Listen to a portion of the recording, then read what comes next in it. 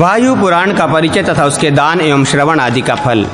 ब्रह्मा जी कहते हैं, ब्राह्मण सुनो, अब मैं वायु पुराण का लक्षण बतलाता हूँ, जिसके श्रवण करने पर परमात्मा भगवान शिव का धाम प्राप्त होता है। ये 24,000 श्लोकों का बतलाया गया है, जिसमें वायुदेव ने श्वेतकल्प के प्रसंग से धर्मों का उपदेश किया है, उसे वायु पुराण कहा गया है।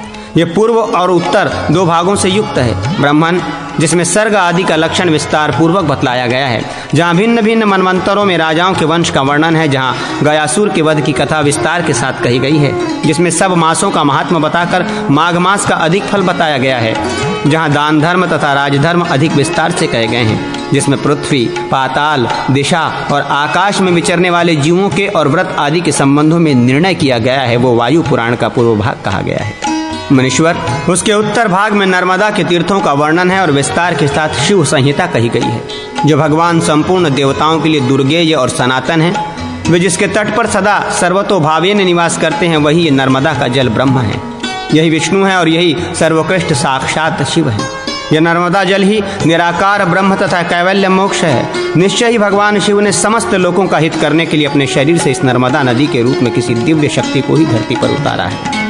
जो नर्मदा के तट पर उत्तर पर निवास करते हैं, वे भगवान रुद्र के अनुचर होते हैं, और जिनका दक्षिण तट पर निवास है, वे भगवान विष्णु के लोक में जाते हैं। ओमकारेश्वर से लेकर पश्चिम समुद्र तक नर्मदा नदी में दूसरी नदियों के 35 पापनाशक संगम हैं। उनमें से 11 तो उत्तर तट पर हैं और 23 दक्षिण तट पर। 35वां स्वयं नर्मदा का समुद्र का संगम कहा गया है। नर्मदा के दोनों तटों पर इन संगमों के साथ 400 प्रसिद्ध तीर्थ हैं मुनीश्वर। इसके सिवा अन्य साधारण तीर्थ तो रेवा के दोनों तटों पर पग पग पर विद्यमान है, जिनकी संख्या 60,60,000 है।